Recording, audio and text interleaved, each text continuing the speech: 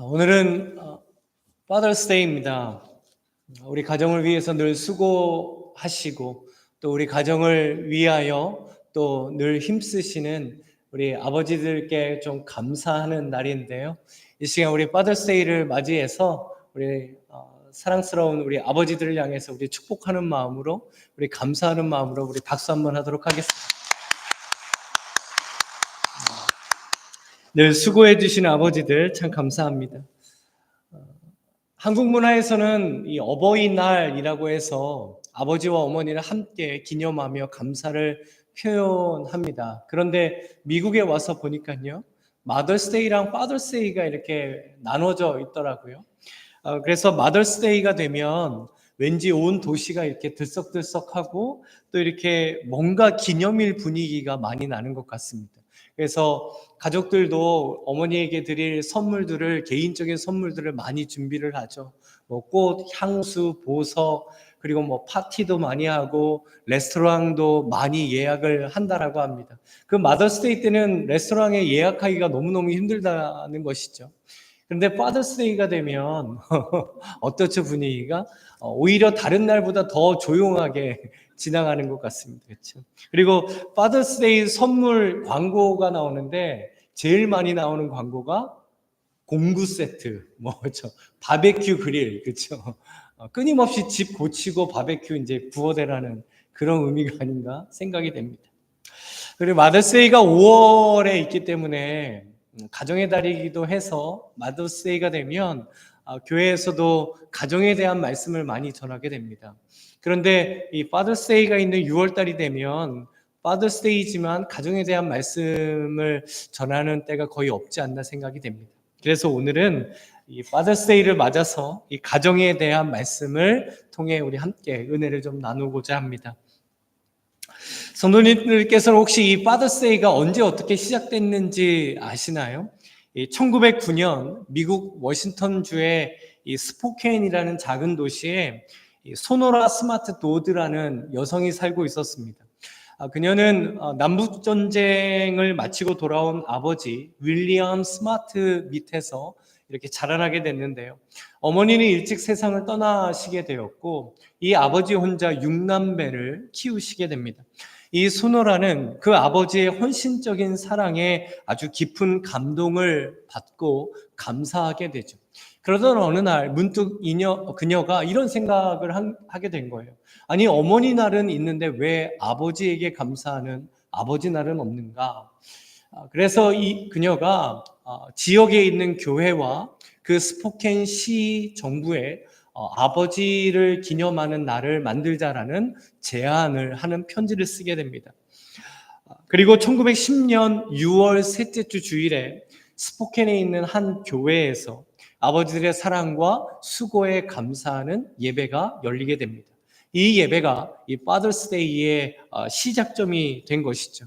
그리고 1972년 닉슨 대통령이 이 Father's Day를 국가 공식 기념일로 선포를 하면서 지금까지 매해 6월 셋째 주를 이 Father's Day로 우리가 지키고 있습니다. 제가 이 Father's Day의 역사적인 배경을 찾아보다가 은혜가 되는 두 가지 점이 있었습니다. 첫 번째는 이 Father's Day가 예배를 통하여 시작되었다라는 점입니다. 아버지들의 사랑과 헌신을 기억하고 감사하는 모습이 성도와 교회 안에서부터 시작되었다라는 것이죠. 그리고 두 번째로 은혜가 되었던 것은 그래서 이 Father's Day라는 것이 우리 가정에 있는 아버지들에게도 감사하지만 또한 우리의 참된 아버지가 되신 하나님께 감사하는 날이라는 점이었습니다. 가정의 중요함은 예수님을 믿는 우리도 그리고 예수님을 믿지 않는 사람들도 모두 다 인정하는 아주 중요한 삶의 조건입니다. 가정의 행복은 현대인들이 내 삶이 행복해지기 위해서 반드시 있어야 할 조건으로 손꼽는 것 중에 하나이죠. 하지만 이런 발행과는 달리 이 시대의 가정은 위기를 맞이하고 있다고 평가를 합니다. 어떤 위기일까요? 다른 환경과 조건의 위기가 아니라 바로 가족 안의 관계의 위기입니다. 그렇기 때문에 가정을 어떻게 세울 것인가, 이 가정을 세우는 방식이라는 것이 참 중요합니다.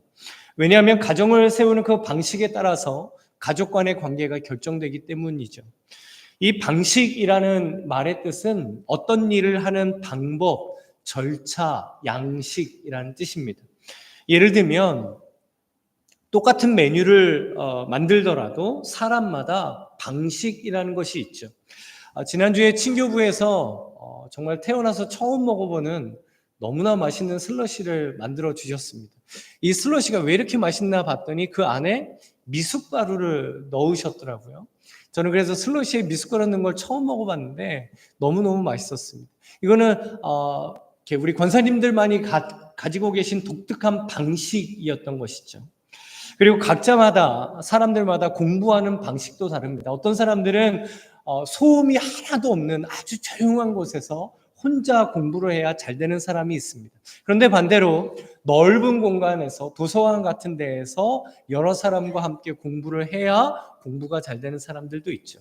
그리고 특히 이제 미국에 그런 친구들이 많은데 스타벅스나 이런 데 가서 음악을 들으면서 또 이렇게 자유로운 분위기에서 공부를 해야 잘 되는 사람들도 있습니다.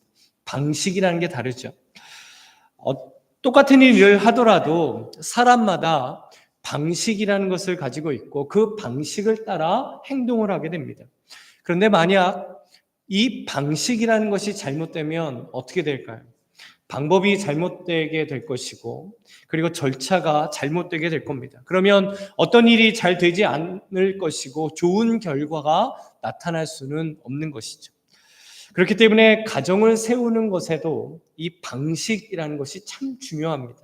그렇다면 지금 우리는 어떤 방식으로 나의 가정을 세우고 있겠습니까? 이런 의미로 볼 때 그리스도인들에게 이 방식이라는 것은 너무나 중요합니다. 왜냐하면 신앙생활 가운데에도 이 방식이라는 것이 있기 때문입니다. 우리는 세상의 방식을 따라 사는 사람들이 아닙니다. 하나님의 방식, 믿음의 방식, 복음의 방식, 말씀의 방식을 따라 내 삶을 세우고 우리 가정을 세우고 일터에서 일을 하는 그 신앙생활을 우리는 하기 때문이죠. 그렇다면 그리스도인에게 이 가정을 세우는 방식이란 과연 무엇일까요? 우리 가정을 믿음의 가정으로 하나님의 축복을 받는 가정으로 세울 수 있는 이 방식이란 과연 어떤 방식이겠습니까? 이 질문에 대한 답을 찾을 수 있는 곳이 바로 하나님의 말씀입니다. 그래서 오늘 본문을 통해 우리 가정을 세우는 이 신앙의 방식을 하나님께서 우리에게 말씀해 주십니다. 골로새서는 사도 바울이 로마 감옥에 갇혀 있을 때 골로새 교회의 성도들에게 쓴 편지입니다. 그래서 옥중서신이라고 불리기도 하는 성경인데요. 바울이 이 편지를 쓸 때 이 골로새 교회의 그 분위기를 좀 살펴볼 필요가 있습니다.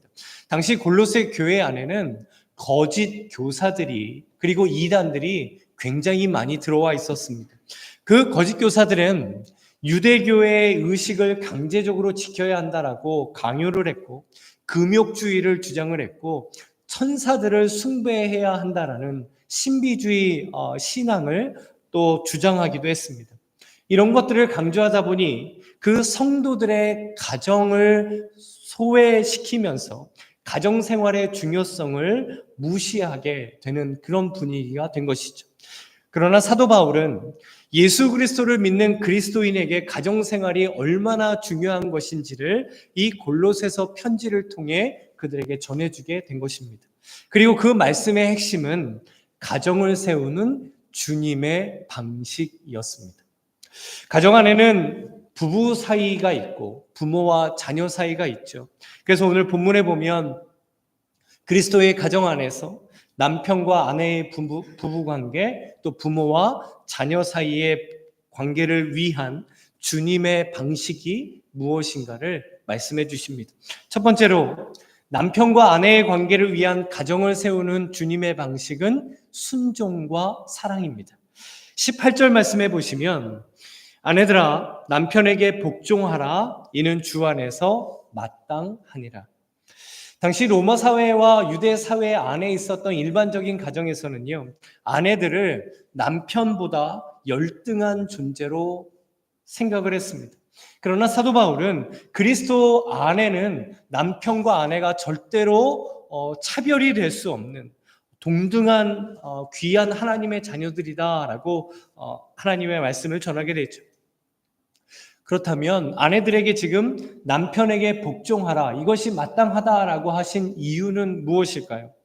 이 말씀은요, 남편들이 아내들보다 훨씬 더 위에 있고 힘이 있고 지혜가 있고 더 높은 어떤 존재이기 때문에 아내들이 무조건 복종해야 한다라는 그런 의미가 결코 아닙니다. 하나님께서는 가정을 세우실 때 남편을 가정의 머리로 세우셨습니다. 이것은 가정의 영적인 권위와 책임을 남편에게 하나님께서 주셨다라는 것이죠. 여기서 이 복종하다, 이 단어 때문에 우리에게 좀 거부감이 들 수도 있습니다. 아니, 왜 아내들만 남편들에게 복종해야 하지? 라는 마음이 우리에게 생기기 때문이죠. 하지만 이 복종하라라는 원어적인 단어의 뜻을 보면 자발적인 순종이라는 뜻입니다. 그러니까 남편이 존중해 줄만 하고 내가 순종해 줄만 해서 순종하는 것이 아니라 하나님께서 세우신 가정의 질서이기 때문에 하나님의 뜻을 따라 자발적으로 순종하다라는 뜻이 됩니다. 만약 아내가 순종할 만한 인격, 내가 순종할 만한 어떤 자격을 가진 남편이 되었을 때에만 순종하라라고 말씀하셨다라면 과연 순종을 받을 만한 아내분들이 순종할 만한 남편이 얼마나 있겠습니까? 이 자발적인 순종을 우리에게 직접 보여주시고 가르쳐 주셨던 분이 예수님이셨습니다. 하나님과 동등되셨던 예수님께서는 우리를 너무나 사랑하셔서 자발적으로 하나님의 뜻을 따라 이 땅에 오셨고, 자신의 뜻이 아니라 하나님의 뜻에 자발적으로 순종하며 십자가에 달려 돌아가셨던 것이죠. 그러니까 아내가 남편에게 이렇게 하나님의 뜻을 따라 자발적으로 순종하는 것은 하나님께서 세우신 가정의 질서를 세우는 것이고, 가정 안에서 예수 그리스도를 닮아가는 모습이라고 할 수가 있는 것이죠. 그렇다면 남편들에게는 아내를 어떻게 대하라고 말씀하셨을까요? 19절 말씀에 보면 남편들아 아내를 사랑하며 괴롭게 하지 말라라고 하십니다. 당시 남편들은 굉장한 우월의식과 권위의식을 가지고 있었습니다. 그래서 아내를 사랑할 존재로 보는 것이 아니라 자기가 함부로 대해도 되는 다스릴 존재, 마치 소유물처럼 아내들을 생각했던 것이죠. 지금으로서는 정말 상상할 수도 없는 그런 태도였습니다. 그런데 아무리 세상의 방식은 그렇다 할지라도 그리스도인의 가정 안에서 남편들은 아내를 그런 다스릴 존재가 아니라 사랑할 존재로 대하라라고 말씀하시는 것이죠. 여기서 우리가 아주 중요하게 보아야 할 것이 있습니다. 이 남편이 아내를 사랑하라라는 이 말씀에서 이 사랑하라라는 단어는요, 우리에게 익숙한 아가페라는 단어입니다. 이 단어는 사람과 사람이 사랑할 때 사용하는 단어가 아닙니다. 하나님께서 인간을 사용하실 때에만 사용하던 단어가 바로 이 아가페라는 단어입니다. 남편들이 아내를 어떻게 대해야 하는지, 어떻게 사랑해야 하는지 이 아가페라는 단어 안에 다 함축되어져 있는 것이죠. 하나님이 나를 사랑하신 것처럼 남편들은 그렇게 아내를 사랑하는 것, 이것이 바로 주님의 방식이라는 겁니다. 그래서 남편들이요, 아내를 괴롭게 하지 말라라고 하십니다.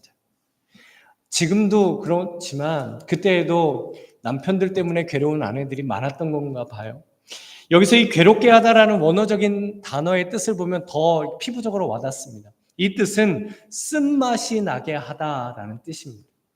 이게 무슨 뜻일까요? 남편 때문에 아내가 씁쓸해지지 않도록 하라는 겁니다.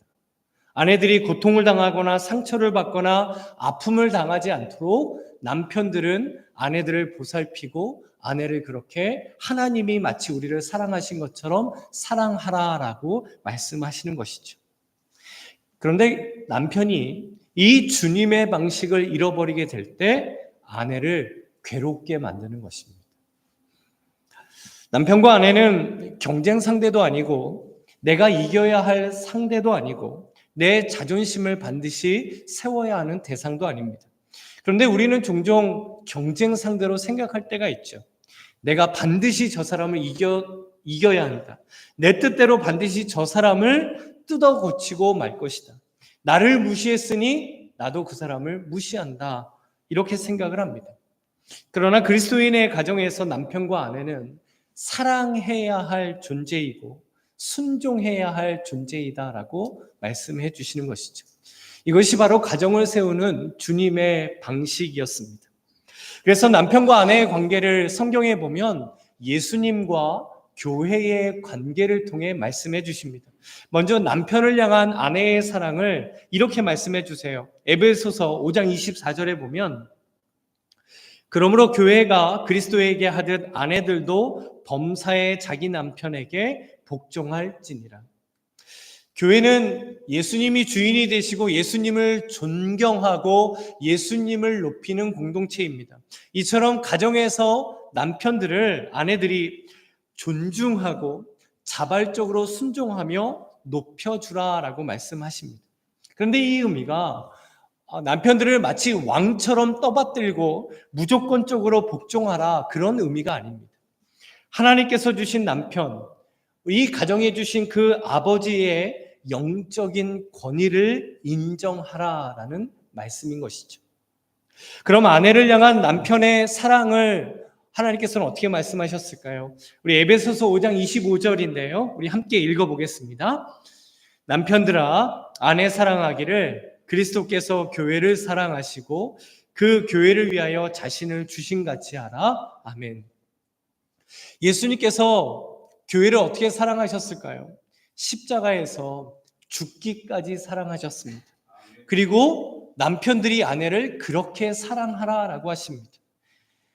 남편은 아내를 위해 목숨까지 내어줄 것처럼 나에게 있는 모든 것을 내어주며 사랑하는 것, 그것이 바로 가정을 세우는 주님의 방식이다라고 말씀해 주시는 것이죠. 저희 아버지가요, 굉장히 좀 무뚝뚝하신 편이셨습니다. 두 분이 계실 때는 잘 모르겠지만 자녀들이 보는 앞에서 이 아버지는 참 이렇게 어머니에게 꽤 무뚝뚝하셨던 편인 것 같습니다. 그러던 중에 아버지가 한 60이 넘으셔서 아버지 학교라는 이 프로그램에 들어가서 학교를 다니시게 됐어요. 이 아버지 학교에서 내주는 숙제들이 있었는데요. 아버지가 제일 곤혹스러워 하셨던 두 가지의 숙제가 있었습니다. 첫 번째 숙제는 하루에 5번씩 아내에게 사랑한다고 말하기. 두 번째는 아내에게 사랑을 담아 편지를 쓰기. 아버지가 이 숙제를 굉장히 어려워하셨던 것 같아요. 그러다가 이제 마지막 날이 되면 이제 자녀들과 아내들을 초청을 해서 이제 아버지 학교에서 이제 졸업식 겸 파티를 하는데요. 그때 어머니가 자녀들인 저희들에게 한마디를 하셨는데 그 말을 듣고요. 저희가 얼마나 웃었는지 모릅니다. 어머니가 그러는 거예요. 얘들아, 아버지 학교도 네 아버지는 못 바꾸더라. 라고 하시는 겁니다. 물론 아버지에게 많은 변화가 일어났고 중요한 터닝 포인트가 된 것도 사실입니다. 단지 아버지가 이제 표현이 좀 어색하셨던 것 같아요. 주님 안에 사랑하는 성도 여러분, 이 가정을 세우는 주님의 방식은 대립과 경쟁과 자존심과 다툼이나 그런 계산이 아닙니다. 주님의 방식은 순종과 사랑입니다. 그리고 이 순종과 사랑이라는 방식은 우리의 지식에 머물면 아무런 영향력이 나타나지 않습니다. 주님의 방식으로 행할 때 실제 우리 가정이 주님의 방식으로 세워지는 가정이 될 줄로 믿습니다. 이 남편과 아내의 관계를 주님의 방식인 사랑과 순종으로 세워가는 그런 복된 가정 되시기를 주님의 이름으로 간절히 축원합니다. 그리고 두 번째로 부모와 자녀의 관계에서 가정을 세우는 주님의 방식은 내가 앞서는 것이 아니라 예수님이 앞서게 하는 것입니다. 먼저 자녀들이 부모님을 대할 때 가져야 할 주님의 방식이 20절 말씀인데요. 20절을 보시면 자녀들아 모든 일에 부모에게 순종하라. 이는 주 안에서 기쁘게 하는 것이니라. 부모님을 향한 자녀들의 방식은 모든 일에 순종하는 것입니다. 그리고 자녀들이 부모님들에게 순종할 때 예수님 안에서 기쁘게 하신다. 그러니까 그 모습을 보며 예수님께서 기뻐하신다라고 하시죠. 왜 그럴까요? 그 모습이 바로 하나님께서 세우신 가정의 모습이기 때문입니다. 자녀들이 성장을 하다 보면 자기 뜻, 자기 생각, 자기 고집, 자기 의지라는 것이 점점 뚜렷하게 나타나는 것 같습니다. 그렇다 보면 자연스럽게 이 부모의 뜻과 충돌이 생기게 되고 또 갈등이 일어날 수밖에 없죠. 크리스찬 자녀들이라고 해도 이 충돌과 갈등은 너무나 자연스러운 이 성장기의 특징이라고 할 수가 있습니다. 하지만 그때 예수님을 믿는 그리스도인으로서 가져야 하는 주님의 방식은 바로 모든 일에 순종하는 것이라고 말씀하시죠. 제가 읽을 때마다요, 마음에 참 감동이 되는 한 이야기가 있는데 이 이야기의 제목은 까치와 아버지라는 이야기입니다. 어느 날 이 치매기가 있는 백발노인이 창밖을 물끄러미 바라보다가 옆에 있는 아들에게 이렇게 물어봅니다. 얘야, 저기 있는 새가 무슨 새지? 라고 묻습니다. 그 아들이 조금 귀찮다는 듯이 아버지 저거 까치예요 라고 대답을 합니다. 이 아버지가 계속 창밖을 보다가 얼마 후에 다시 이렇게 묻습니다. 저게 무슨 새라고 했지?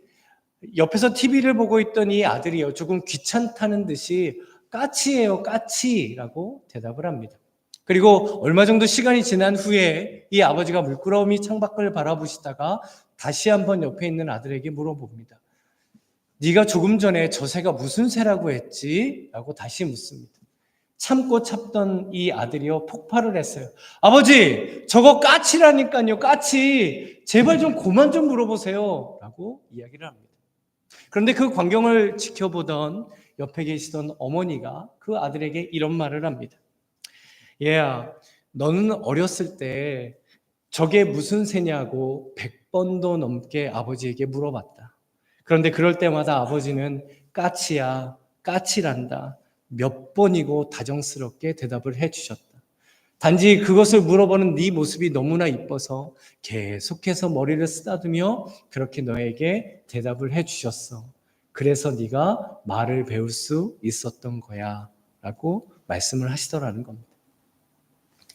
부모님에게 순종하는 것은 하나님께서 가정을 세우시는 주님의 방식입니다. 부모의 사랑 없이 크는 자녀라는 나무는 없습니다. 무엇보다 믿음의 자녀들이 부모님께 순종하는 것은 예수님을 사랑을 통해 나타나게 됩니다.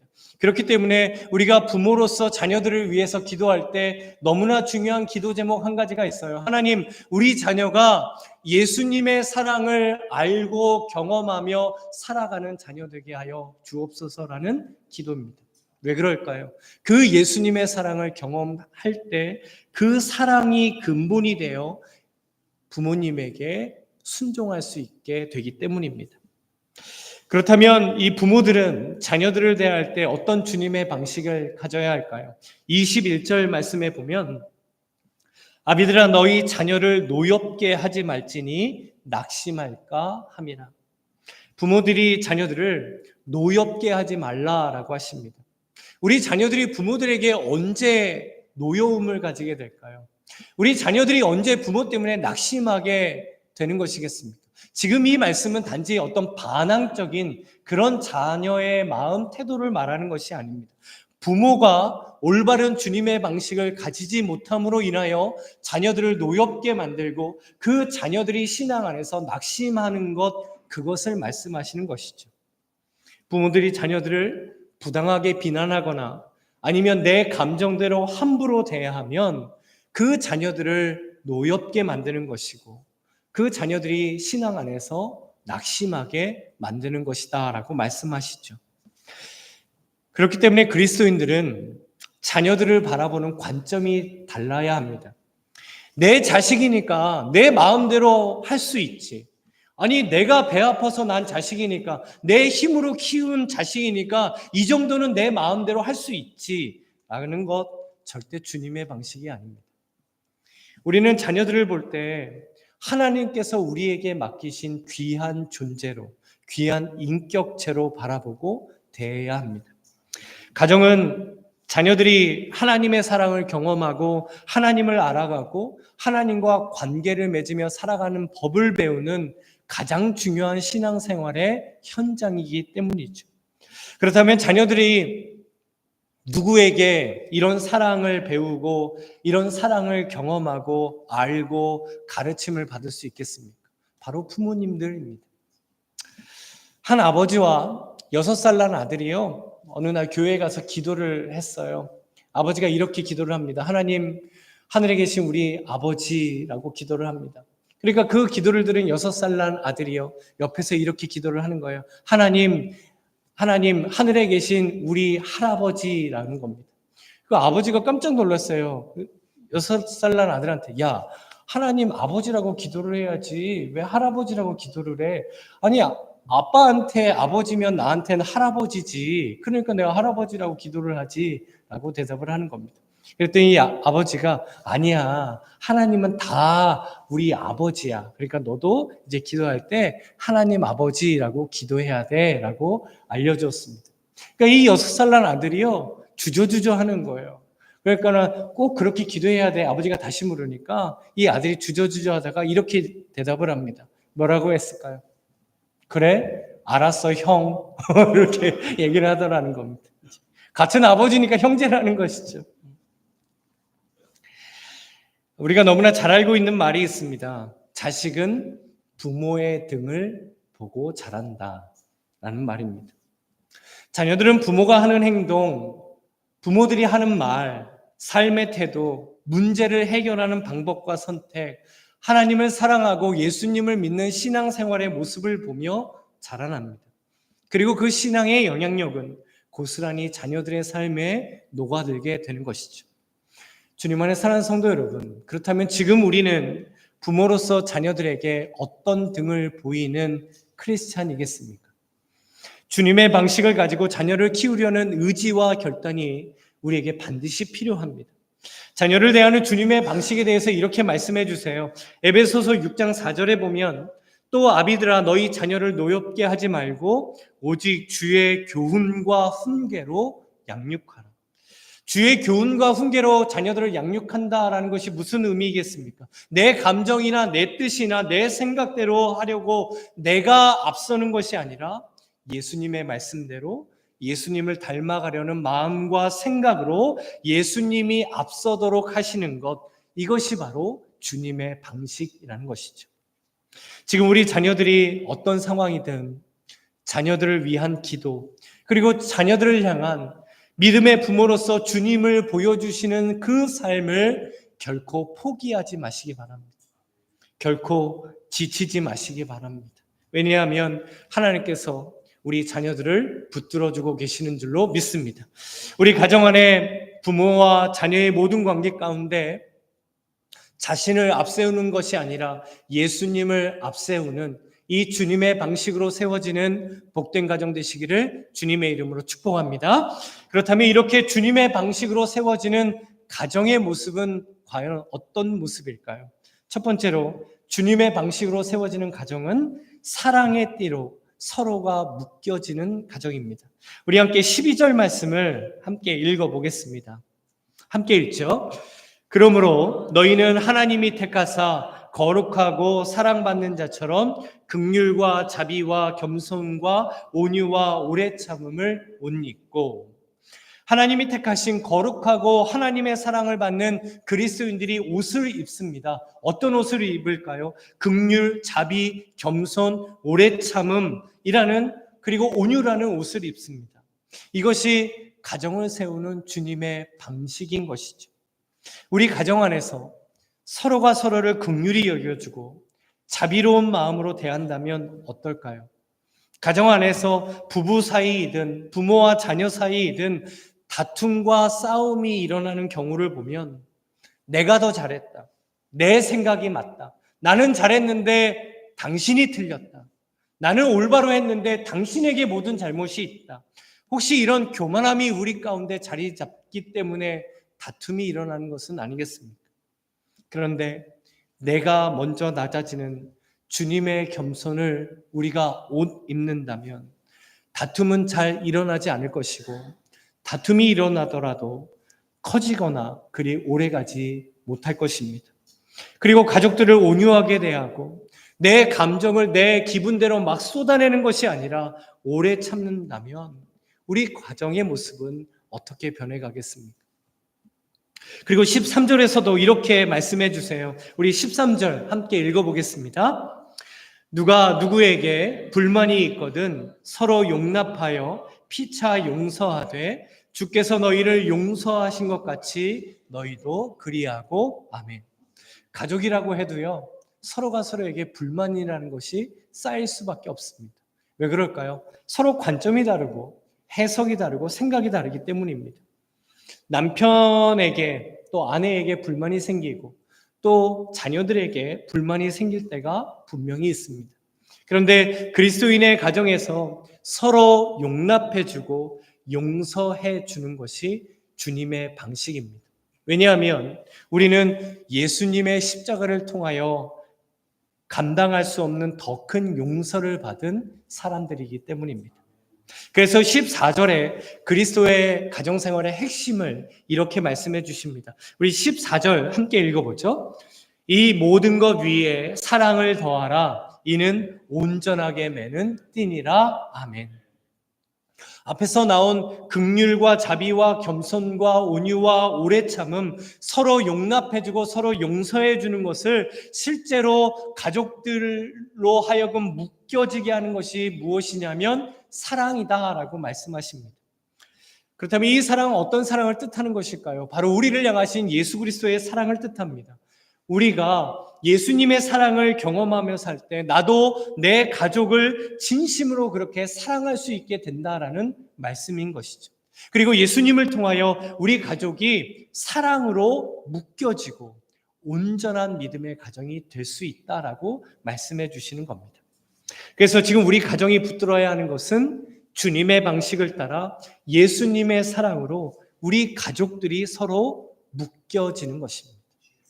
우리 가족들을 서로 묶어주는 것은요, 다른 것들이 아닙니다. 잠시 잠깐 묶여지는 것처럼 만들 수는 있겠죠. 잠시 잠깐 가까워지는 것처럼 만들어줄 수는 있겠죠. 그러나 그것이 우리 가정을 온전한 가정이 되게 하는 것은 아닙니다. 우리 가정을 온전한 가정으로 한 띠로 묶어주는 것은 바로 예수님의 사랑이라는 것입니다.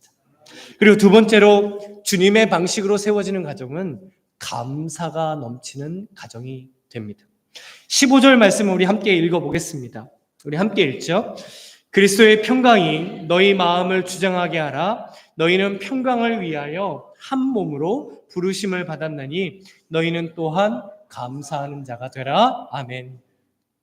그리스도의 평강이라는 의미는 예수님께서 주시는 평안, 예수님을 통해 얻게 되는 평안이라는 뜻입니다. 그렇다면 예수님께서 우리에게 주시는 평안이란 어떤 평안일까요? 요한복음 14장 27절에 그 주님의 평안이 이렇게 말씀해 주십니다.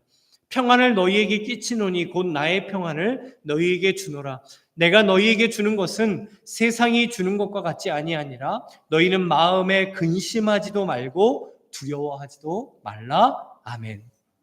이 시대 가정의 위기는 가정의 불안감에서부터 시작이 된다라고 합니다. 그런데 예수님께서 우리에게 평안을 주시면서 너희는 마음에 근심하지도 말고 두려워하지도 말라라고 하시죠. 우리 가정을 흔들 수 있는, 우리 가정 안에 있는 관계를 깨트릴 수도 있는 그 불안감을 주님께서 평안으로 덮어주신다라는 말씀입니다. 그리고 16절 말씀에도 보면 그리스도의 말씀이 너희 속에 풍성히 거하여 모든 지혜로 피차 가르치며 권면하고 시와 찬송과 신령한 노래를 부르며 감사하는 마음으로 하나님을 찬양하고 라고 합니다. 주님의 방식으로 우리 가정이 세워지고 있다는 가장 분명한 증거가 있습니다.